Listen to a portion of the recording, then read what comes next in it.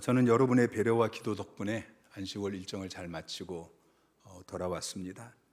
안식월을 떠나면서 저에겐 두 가지 생각이 있었습니다. 첫 번째는 쉼이었고 두 번째는 전환이었습니다.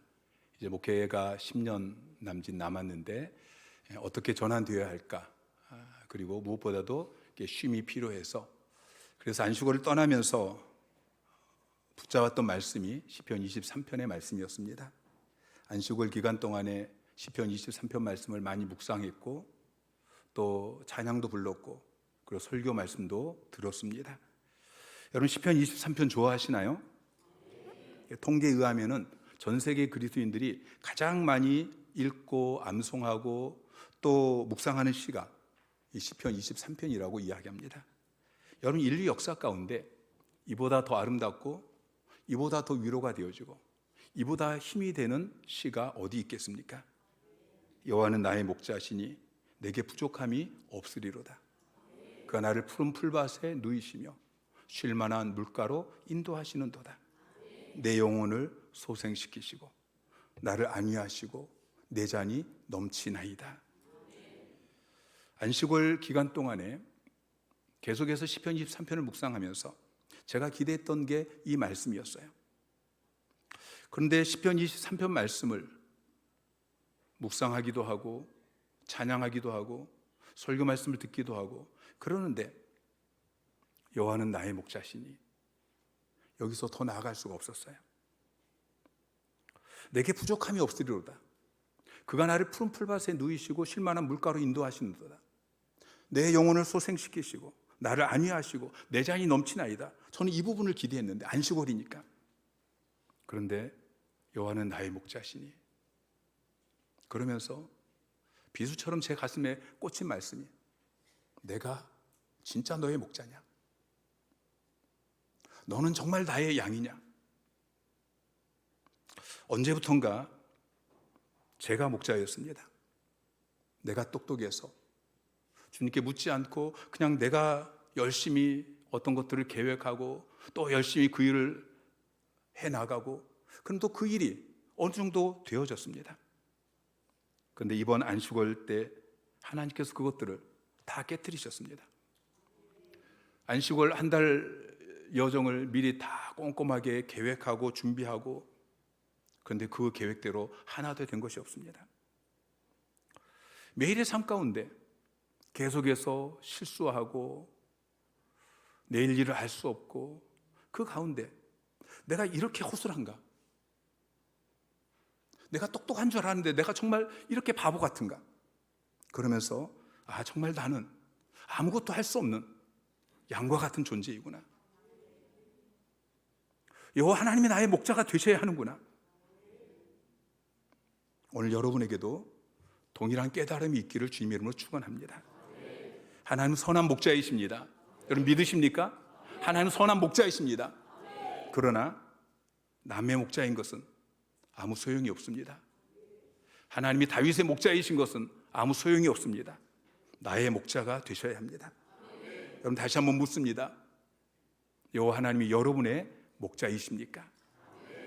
여러분은 그분을 나의 목자로 신뢰하며 그분의 음성을 듣고 그분을 따르고 계십니까? 하나님을 나의 목자로 삼는 사람은 오늘 본문을 보니까 첫째, 부족함이 없는 삶을 살게 됩니다. 1절 말씀에 여호와는 나의 목자시니 내게 부족함이 없으리로다. 내게 부족함이 없으리로다. 여러분, 얼마나 놀라운 표현입니까? 여러분, 사람들이 좀처럼 쓰지 않는 말이 내게 부족함이 없다는 표현입니다. 아니, 사람들은 쓸 수 없는 표현이 내게 부족함이 없다는 표현입니다.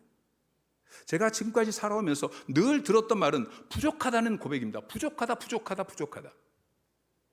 많은 사람들이 고백합니다. 여호와는 나의 목자시니 내가 늘 부족하도다. 왜 부족할까요? 하나님이 처음 만드셨던 에덴 동산은 부족함이 없는 곳이었습니다. 그런데 아담이 죄를 짓고 하나님께서 쫓겨나고 에덴 동산에서 쫓겨나면서부터 모든 인생에 부족함이 생겼습니다. 어떤 분들은 경제적인 부족함 때문에 힘들어합니다. 어떤 분들은 육체적인 부족함 때문에, 힘이 없어서, 또는 질병 때문에 힘들어합니다. 어떤 사람들은 관계적인 부족함 때문에 힘들어합니다. 어떤 분들은 영적인 부족함 때문에 믿음이 없어서, 능력이 없어서 힘들어합니다. 그런데 다윗은 부족함이 없다라고 딱 잘라서 말하고 있습니다. 내게 부족함이 없으리로다. 여러분, 다윗이 왕이었기 때문에 그렇게 고백합니까? 그렇지 않습니다. 여러분, 왕이라고 해서 어떻게 부족함이 없을 수 있겠습니까? 왕이기 때문에 더 부족함이 있고, 부자이기 때문에 더 부족한 것이, 그것이 우리 인간의 모습이 아닙니까? 다윗이 부족함이 없다고 고백하는 이유는 한 가지입니다. 여호와는 나의 목자이시니, 하나님이 자기 목자이시기 때문에 부족함이 없다고 고백하는 것이죠. 여러분, 목자는 양의 필요를 누구보다 잘 압니다. 그리고 부족함이 없도록 채워줍니다. 구약성경 곳곳에 보면은 하나님께서 자기 자신을 이스라엘 백성들의 목자라고 고백하고 계십니다. 에스겔 34장 15절에 보면은 내가 친히 내 양의 목자가 되어 그것들을 누워있게 할지라 주여의 말씀이니라. 이스라엘 백성들이 광야에서 40년을 삽니다. 그런데 하나님께서 그들의 필요를 부족함이 없이 채워주셨습니다. 신명기 2장 7절 말씀 시작. 내 하나님 여호와께서 이 40년 동안을 너와 함께 하셨으므로 내게 부족함이 없었느니라 하시기로. 내게 부족함이 없었니라. 지금 모세가 이스라엘 백성들에게, 이스라엘 백성들이 40년 광야 생활을 마치고 가나안 땅에 들어가기 직전에 모세가 이스라엘 백성들이 하는 말이에요. 하나님께서 너의 목자가 되어서 너희가 부족함이 없도록 다 채워주지 않았느냐. 여러분, 광야는 사막입니다. 사람이 살 수 없는 곳이죠. 낮에는 뜨거운 햇빛 때문에 견딜 수 없고, 밤에는 추위 때문에 사람이 살 수 없는 곳, 물이 없고 먹을 것이 없는 그런 곳이 광야입니다. 근데 그런 광야에서 200만 명이 40년을 사는 것은 그건 불가능한 일이죠. 그런데 하나님께서 그런 광야에서 이스라엘 백성들을 부족함이 없게 하셨습니다. 반석에서 물이 나게 하시고, 날마다 하늘에서 만나를 내리셔서 그들이 배불리 먹게 하셨습니다.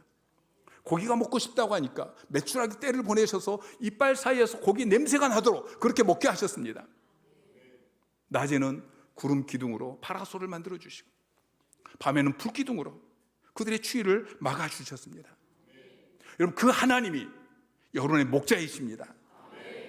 하나님께서는 독생자까지 아끼지 않고 우리에게 주시면서 그 아들과 함께 모든 좋은 것으로 부족함이 없이 저와 여러분을 채워주시겠다고 약속하셨습니다.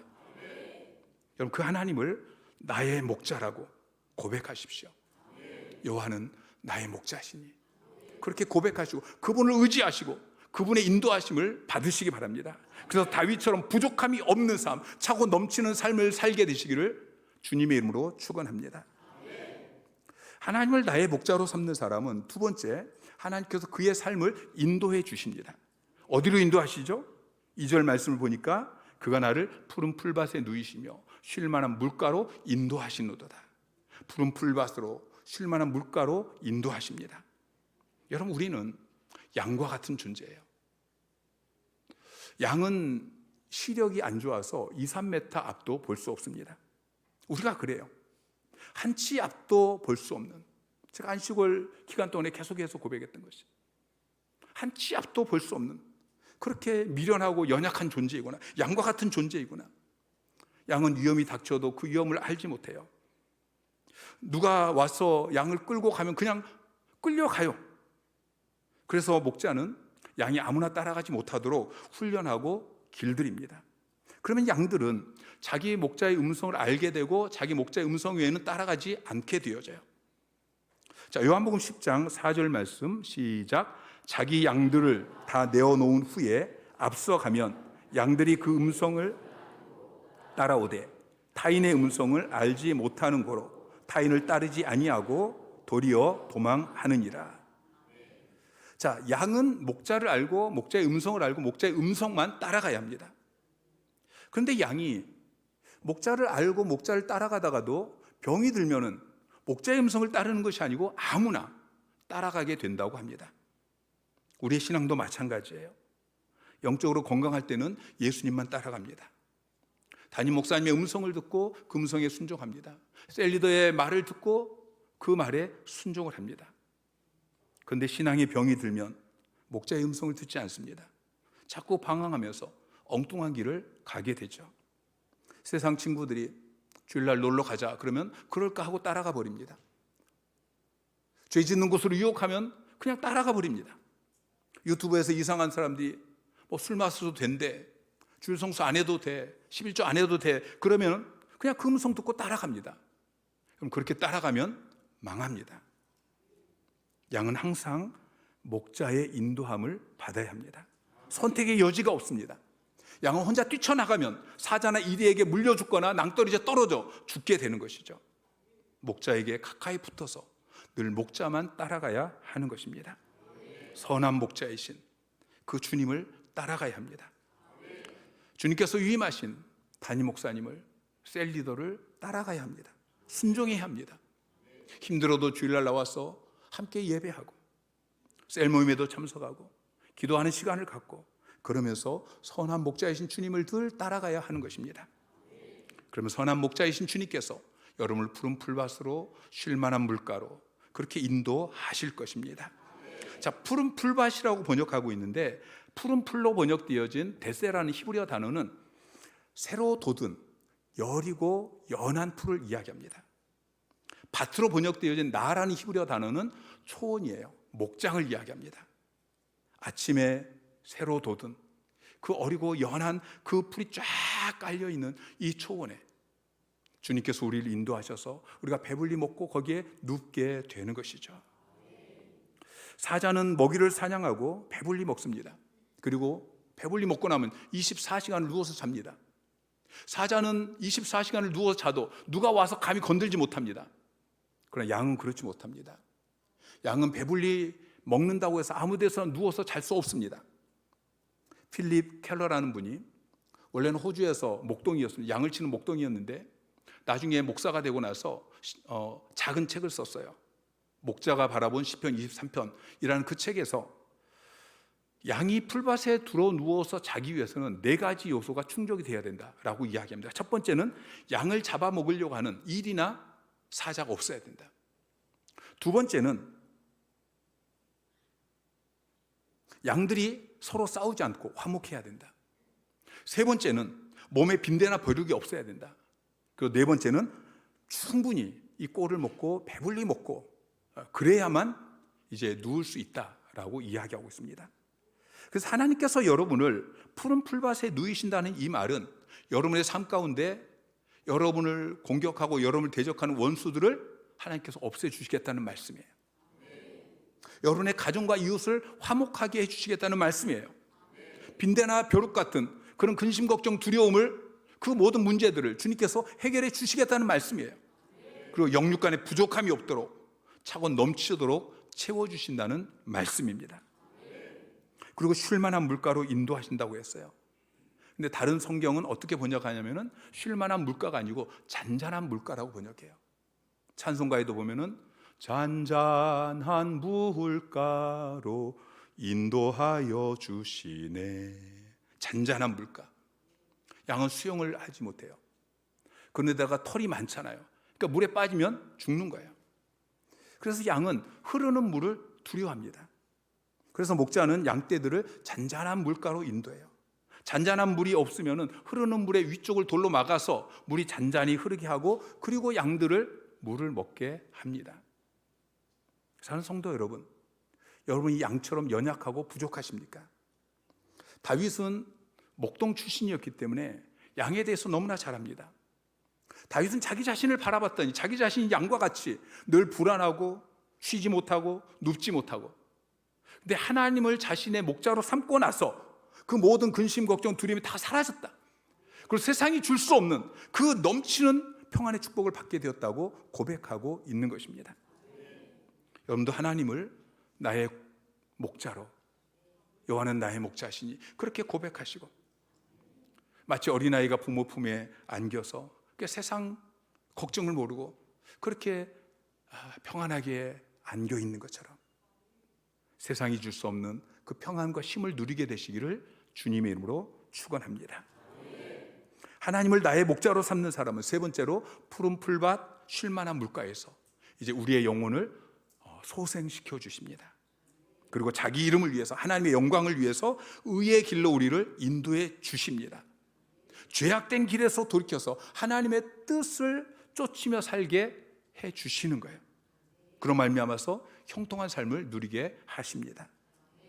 소생이라고 번역되어진 이 히브리어 슈브라는 단어는 회복을 이야기하는 거예요. 회복시켜 주겠다. 지치고 목마른 양이 푸른 풀밭 쉴 만한 물가에서 꼴을 먹고 물을 마시고 그리고 누워서 그 쉬면서 생기를 되찾는 것처럼 하나님께서 여러분의 가정, 여러분의 일터, 그리고 우리 하나교회 셀가족 모임, 이 모든 것을 푸른 풀밭 그리고 쉴 만한 물가로 만드시고, 그리고 그 푸른 풀밭 쉴 만한 물가에서 여러분의 꼴을 먹이시고 물을 마시게 하시고 쉼과 안식을 누리게 하십니다. 그래서 여러분을 회복시키십니다. 여러분을 소송케 하시는 것입니다. 우리 모두는 회복이 필요합니다. 우리의 삶이 얼마나 힘들고 어렵습니까? 더군다나 사단이 사방에서 우리를 무너뜨리기 위해서 공격합니다. 지난 한 주간도 우리의 삶을 돌아보면 수없이 공격을 당했고, 그 속에서 우리가 때로는 실패하고 무너지고 죄를 짓고 상처가 많고, 그런데 하나님께서는 그 상한 갈대를 꺾지 아니하시고 꺼져가는 심지를 끄지 아니하십니다. 나는 내 모습을 바라볼 때에, 수없이 내 모습을 바라볼 때 정말 가망 없어 보이는데, 그런데 하나님께서는 그런 나를 포기하지 않으십니다. 찾아오시고 만져주시고 소생시켜 주시고 회복시켜 주시는 것입니다. 마태복음 12장 20절 말씀 시작. 상한 갈대를 꺾지 아니하며 꺼져가는 심지를 끄지 아니하시기를 심판하여 이길 때까지 하리니. 상한 갈대 같은 우리를 꺾지 않고 꺼져가는, 그냥 꺼져버릴 것 같은데 끄지 아니하시는 하나님. 사랑하는 성도 여러분, 여러분의 영혼이 회복되기를 원하십니까? 여러분 새 힘을 얻기를 원하십니까? 이사야 40장 31절은 이렇게 이야기합니다. 오직 여호와를 앙망하는 자는 새 힘을 얻으리니 독수리가 날개치며 올라감 같을 것이요 다른 박제라도 곤비하지 아니하고 걸어가도 피곤하지 아니하리로다. 아멘. 여호와를 앙망하는 자는 그렇게 새 힘을 얻게 됩니다. 그 영혼이 회복됩니다. 소성되어집니다. 여러분 여호와를 앙망하시기 바랍니다. 늘 하나님만, 내 눈이 쇠하도록 하나님만 바라보십시오. 그리고 그분이 말씀하시면 그분의 음성을 듣고 그분의 인도하심을 따라서 그렇게 순종하시기를 주님의 이름으로 축원합니다. 주의 인도하심 따라, 주의 인도하심 따라 어디든지 주를 따라 주와 함께 가려네. 주의 인도하심을 따라 그렇게 주를 따라가다 보면 그곳이 푸른 풀밭이에요. 그곳이 쉴 만한 물가예요. 그곳에서 여러분의 영혼이 소성되어지고 새 힘을 얻고 하나님의 영광을 위해서 의의 길로 그렇게 걸어가게 되시기를 주님의 이름으로 축원합니다. 하나님을 목자로 삼는 사람은 네 번째, 하나님께서 그와 함께 하십니다. 그리고 그를 안위해 주십니다. 보호해 주십니다. 자, 4절 말씀을 다시 한번 보면 내가 사망의 음침한 골짜기로 다닐지라도 해를 두려워하지 않을 것은 주께서 나와 함께 하심이라. 주의 지팡이와 막대기가 나를 안위하시나이다. 여러분 우리가 예수 믿고 구원받은 다음에 우리가 주님을 따라가는데도, 주님이 나의 목자라고 고백하고 주님을 따라가는데도 우리 앞에 푸른 풀밭과 쉴만한 물가만 있는 게 아니에요. 때로 우리가 사망의 음침한 골짜기를 지나갈 수 있어요. 자칫 발을 헛디디면 그 험한 골짜기에서 떨어져서 목숨을 잃을 수 있는, 해를 받을까 봐 두려워할 수밖에 없는 그런 상황들이 우리 앞에 펼쳐지는 것입니다. 그럼에도 불구하고 우리가 해를 두려워하지 않을 수 있는 이유가 있습니다. 그게 무엇입니까? 첫째는 다닐지라도 그랬어요. 내가 사망의 음침한 골짜기를 다닐지라도. 여러분 기억하세요. 여러분 앞에 놓여 있는 그 문제가 아무리 크고 불가능해 보일지라도 여러분 그 사망의 음침한 골짜기에 갇혀 있는 것이 아닙니다. 여러분, 그 사망의 음침한 골짜기에 묻혀버린 것이 아닙니다. 지금 여러분 앞에 놓여있는 그 상황이, 그 환경이, 그 문제가 여러분을 결코 가둘 수 없습니다. 여러분은 그 사망의 음침한 골짜기를 곧 지나가게 될 것입니다. 그리고 그때 주께서 나와 함께 하십니다. 그리고 주의 지팡이와 막대기로 나를 안위하십니다. 나를 보호해 주십니다. 사망의 음침한 골짜기를 지날 때에 여호와는 나의 목자시니 그렇게 고백하는 사람은 그분이 나의 목자가 되어 주신다는 것입니다. 나와 함께 하시고 나를 안위하십니다. 여러분, 내가 누구냐, 내가 무엇을 할 수 있냐, 이건 중요하지 않습니다. 나와 함께 하는 분이 누구이시냐, 어떤 능력을 가지신 분이 이 험한 인생길을 나와 함께 걸어가시느냐, 이게 중요한 것이죠.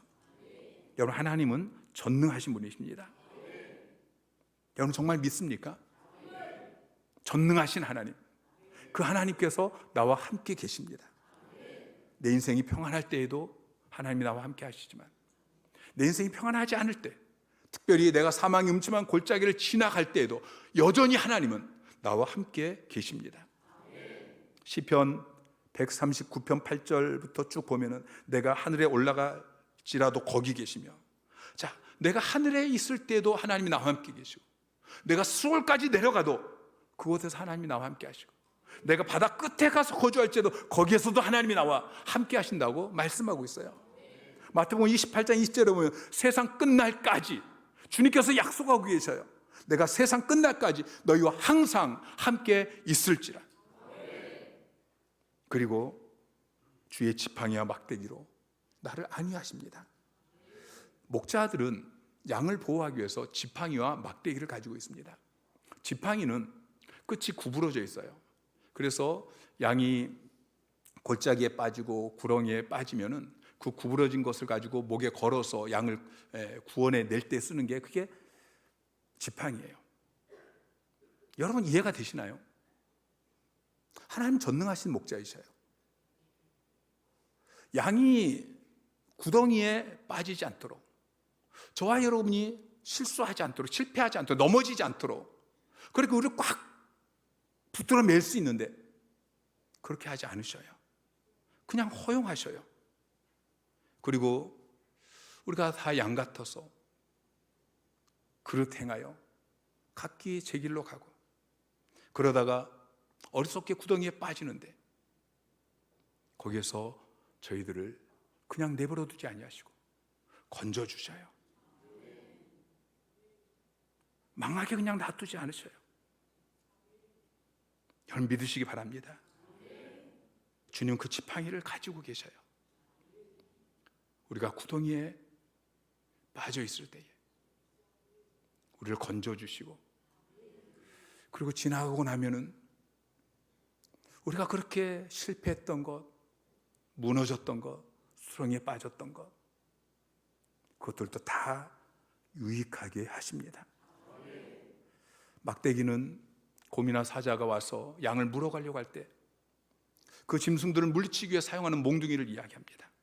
전능하신 하나님께서 나의 목자가 되셔서 지팡이를 드시고 막대기를 가지시고, 그리고 저와 여러분을 안위하십니다. 보호하십니다. 여러분, 그 하나님이 어디 계십니까? 그 하나님이 나의 등 뒤에 계십니다. 그 하나님이 나의 뒤를 따라오고 계십니다. 그게 6절 말씀이에요.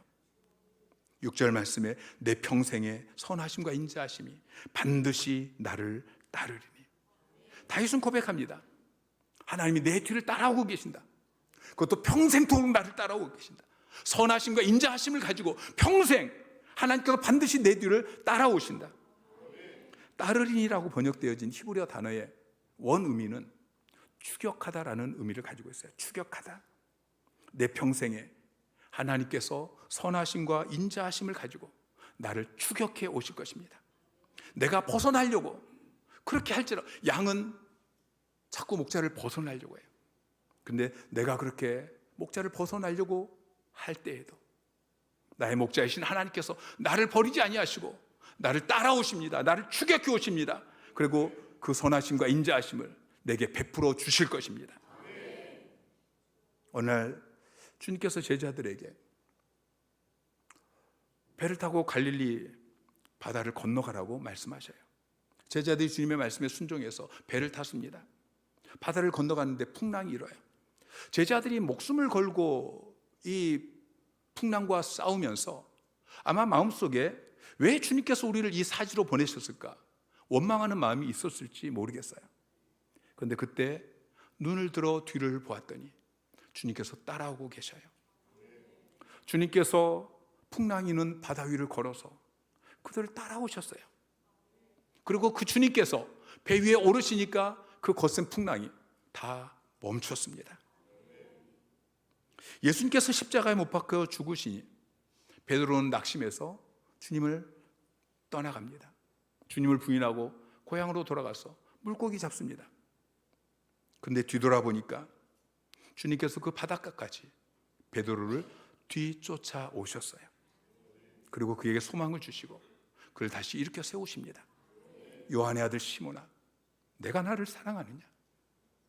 요한의 아들 시몬아, 내가 나를 사랑하느냐? 내 양을 먹이라. 너는 나를 따르라. 사랑하는 성도 여러분, 내 앞에 아무리 큰 문제가 놓여있을지라도, 내 앞에 아무것도 보이지 않는 이 거대한 산이 그렇게 놓여있을지라도 여러분 뒤돌아보면 주님이 여전히 그곳에 계십니다. 하나님께서는 우리가 시험당할 때에 우리를 그냥 내버려 두지 않습니다. 우리를 혼자 내버려 두지 아니하시고 우리를 지켜보십니다. 살펴보십니다. 그리고 그 능력 우리를 지키십니다. 보호해 주십니다. 비록 우리는 눈이 어두워서 하나님이 계시는지 안 계시는지, 하나님이 나를 도우시는지 돕지 않는지 우리는 잘 알지 못하지만, 그러나 하나님은 항상 우리를 지켜보고 계시고 우리를 도와주십니다. 시편 121편 4절에서 시인은 이렇게 고백합니다. 이스라엘을 지키시는 이는 졸지도 아니하시고 주무시지도 아니하시리로다. 여호와께서 너를 지켜 모든 환난을 면하게 하시며 또 내 영혼을 지키시리로다. 여호와께서 너의 출입을 지금부터 영원까지 지키시리로다. 아멘. 하나님을 나의 목자로 삼으면 마지막으로 내 잔을 넘치게 해주십니다. 5절 말씀 읽겠습니다. 주께서 내 원수의 목전에서 내게 상을 차려주시고 기름을 내 머리에 부으셨으니 내 잔이 넘치나이다. 다윗은 평생 동안 자기 목숨을 위협했던 대적들이 많이 있었습니다. 바로 앞에 우리가 시편 23편을 읽었는데 22편에서 다 자기 원수들에 대해서 이렇게 표현을 하고 있습니다. 22편 6절부터 보면은 나는 벌레요 사람이 아니라 사람의 비방거리요 백성의 조롱거리입니다.